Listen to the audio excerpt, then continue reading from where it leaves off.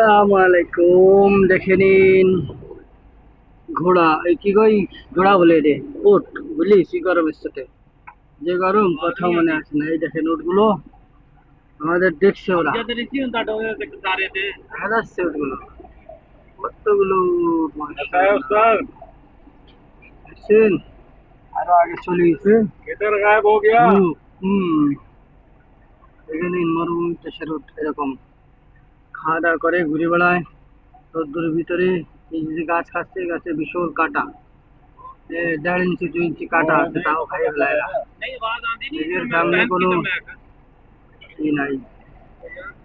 ও আসলে চলে আসো ওগুলো, চলে চলে আসো, কার কাছে এনে দেবো। এই দেখো,